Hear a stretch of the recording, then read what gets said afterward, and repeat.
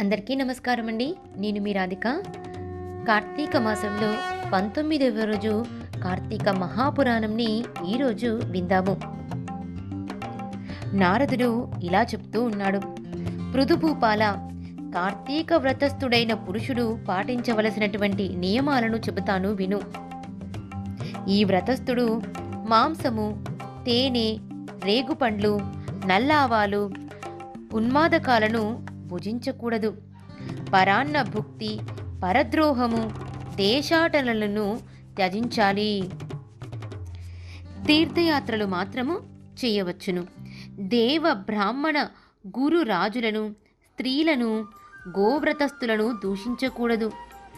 అవిసె నూనెను, నువ్వుల నూనెను, విక్రయాన్నమును, నింద్య వ్యంజన యుక్త భోజనమును, దూషితాహారమును విసర్జించాలి. అంటే వాటిని కూడాను మనము తినకూడదు. అంటే కార్తీక వ్రతస్థులు వేటిని కూడాను భుజించకూడదు అని చెప్తున్నారనమాట.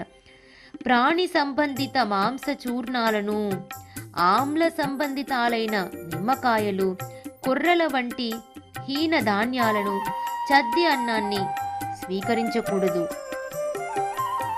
మేక, గేదె, ఆవు వీటి పాలు తప్ప మరే ఇతర ప్రాణుల ఆమిష సంబంధ క్షీరాలను స్వీకరించకూడదు.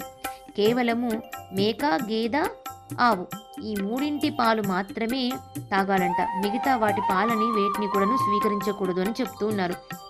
బ్రాహ్మణులచే అమ్మబడే రసాలను, భూజాత లవణాలను విసర్జించాలి. రాగి పాత్రలలో ఉంచిన పంచగవ్యం, చిన్న చిన్న గుంటలలో ఉండే కుళ్ళు, దైవానికి నివేదించబడని అన్నం ఈ మూడు మాంసతుల్యాలుగా చెప్పబడుతూ ఉన్నాయి కనుక వాటిని విసర్జించాలి. బ్రహ్మచర్యాన్ని, భూషయనాన్ని పాటించాలి. తప్పకుండా బ్రహ్మచర్యాన్ని, భూషయనాన్ని అంటే నేల మీదే పడుకోవాలి అని చెప్తూ ఉన్నారు. ఆకులలోనే భోజనము చెయ్యాలి. 4వ జామున భుజించడమే శ్రేష్టం. ఈ కార్తీక వ్రతస్థుడు ఒక్క నరక చతుర్దశి నాడు తప్ప తక్కిన దీక్షా దినాలలో తైలాభ్యంగనం చెయ్యకూడదు. విష్ణువ్రతం చేసేవారు వంకాయ, గుమ్మడికాయ, వాకుడుకాయ, పుచ్చకాయలను విసర్జించాలి. బహిష్ఠులతోనూ, మ్లేచ్చులతోనూ, వ్రతభ్రష్టులతోనూ, వేదోత్యుక్తులతోనూ సంభాషించకూడదు. అటువంటి వారి ఎంగిలి కానీ, కాకులు తాకిన ఆహారాన్ని కానీ, అశౌచ సంబంధిత ఆహారం కానీ, ఒకసారి వండి మరలా ఉడికించినది కానీ, మాడు పట్టిన అన్నాన్ని కానీ వేటిని కూడాను తినకూడదు. తన శక్తి కొలది విష్ణుప్రీతికై కృత్యాదులను చేయాలి. గుమ్మడి, వాకుడు, సురుగుడు, ముల్లంగి, మారేడు, ఉసిరిక, పుచ్చ, కొబ్బరికాయ, ఆనప, చేదుపొట్ల, రేగు, వంకాయ, ఉల్లి వీటిని పాడ్యమి మొదలు పరిత్యజించాలి. అంటే పాడ్యమి మొదలు వేటిని కూడాను తినకూడదు అని చెప్తూ ఉన్నారు. కార్తీక మాసంలో కూడా ఉసిరికాయను తినకూడదు. మనము కార్తీక మాసంలో ఉసిరి చెట్టుకి ప్రార్థనలు చేస్తూ ఉంటాము. ఉసిరి చెట్టు వద్ద దీపాలను వెలిగిస్తూ ఉంటాము. బ్రాహ్మణులకి ఉసిరికాయలను దానమిస్తూ ఉంటాము. కాబట్టి ఈ కార్తీక మాసంలో ఎవరు కూడాను ఉసిరికాయలను తినకూడదు. ఇవేగాక ఇంకా కొన్నింటిని కూడా విసర్జించాలి.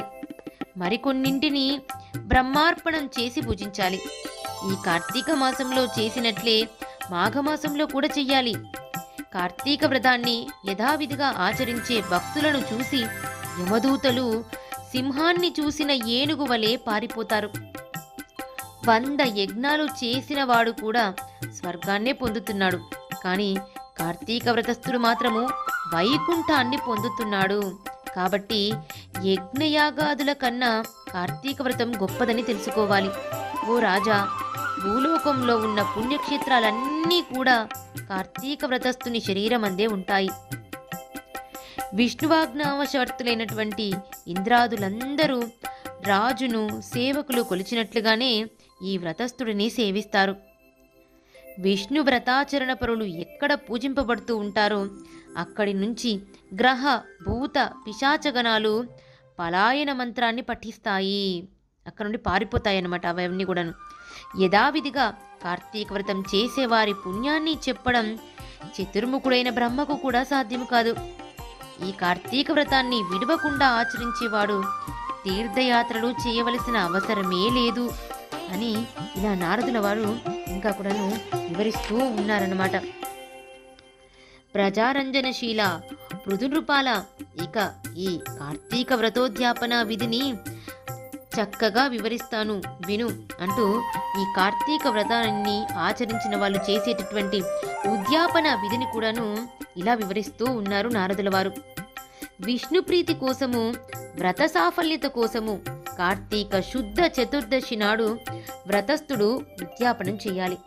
తులసిని స్థాపించి దాని చుట్టూ తోరణాలు గలది, 4 ద్వారాలు కలది, పుష్ప వింజామరలచే అలంకరింపబడినది అయిన శుభప్రదమైన మండపాన్ని ఏర్పరచాలి. 4 ద్వారాల వద్ద సుశీల, పుణ్యశీల, జయ విజయులని 4 ద్వారపాలకులను మట్టితో నేర్పరిచి వారిని ప్రత్యేకంగా పూజించాలి. తులసి మొదట్లో 4 రంగుల గల ముగ్గులతో సర్వతోభద్రం అనే అలంకారాన్ని చెయ్యాలి. దానిపై పంచరత్న సమన్వితము, నారికేళ సంయుక్తము అయిన కలశమును ప్రతిష్ఠించి శంఖచక్ర గదా పద్మధారి పీతాంబరుడు లక్ష్మీ సమేతుడు అయినటువంటి నారాయణుని పూజించాలి. ఇంద్రాది దేవతలను ఆయా మండలాలలో అర్చించాలి. శ్రీ మహావిష్ణువు ద్వాదశి రోజున నిద్రలేచి త్రయోదశి నాడు దేవతలకు దర్శనమిచ్చి చతుర్దశి నాడు పూజనీయుడే ఉంటాడు. కనుక మానవుడు ఆ రోజున నిర్మల చిత్తుడై ఉపవాసముండి విష్ణు పూజను విధి విధానంగా ఆచరించాలి. గురువు యొక్క ఆజ్ఞ ప్రకారం శ్రీహరిని సువర్ణ రూపమందు ఆవాహన చేసి షోడశోపచారాలతోనూ పూజించి పంచభక్ష భోజ్యాలను నివేదించాలి. గీత వాద్యాది మంగళధ్వనులతో ఆ రాత్రి సేవించుచూ నుండి మరునాడు ప్రాతకాల కృత్యాలు నెరవేర్చుకుని నిత్యక్రియలను ఆచరించాలి. పిదప నిష్కల్మషాంతరంగుడై హోమం చేసి బ్రాహ్మణ సమారాధన చేసి యథాశక్తి దక్షిణలను ఇవ్వాలి. బ్రాహ్మణులకి యథాశక్తి దక్షిణలను సమర్పించాలి అని చెప్తున్నారు. ఈ విధంగా వైకుంఠ చతుర్దశి నాడు ఉపవసించిన వాడు, విష్ణు పూజ చేసినవాడు తప్పక వైకుంఠాన్నే పొందుతున్నాడు. అంటే వైకుంఠ చతుర్దశి రోజు ఎవరైతే ఉపవాసముండి విష్ణువుకి పూజ చేస్తారో వాళ్ళు తప్పకుండా వైకుంఠాన్ని పొందుతారు. ఓ బ్రాహ్మణులారా, మీరు సంతోషించుట చేత నేను విష్ణువానుగ్రహంను పొందెదనుగాక. ఈ వ్రతాచరణ వలన గత 7 జన్మలలోని నా పాపములు నశించునుగాక, నా కోరికలు తీరునుగాక, గోత్ర వృద్ధి స్థిరమగునుగాక అని బ్రాహ్మణులను క్షమాపణ కోరాలి. వారి చేత తథాస్తు అని దీవింపబడి దేవతోద్వాసనలు చెప్పి బంగారపు కొమ్ములతో అలంకరించబడిన గోవుని గురువుకు దానమియ్యాలి. అటు తర్వాత సజ్జనులతో కూడినవాడై భోజనాదులు పూర్తి చేసుకోవాలి. ఇలా ఉద్యాపన విధిని అంతటినీ కూడాను నారదుల వారు పృథు మహారాజుకు వివరించారు. 19వ రోజు పారాయణము పరిసమాప్తమైనది. ఈ వీడియో కనుక మీకు నచ్చినట్లయితే లైక్ చేయండి, షేర్ చేయండి. ఇంకా ఎవరైనా నా ఛానల్ని సబ్స్క్రైబ్ చేసుకునే వాళ్ళు ఉంటే వెంటనే సబ్స్క్రైబ్ చేసుకోండి.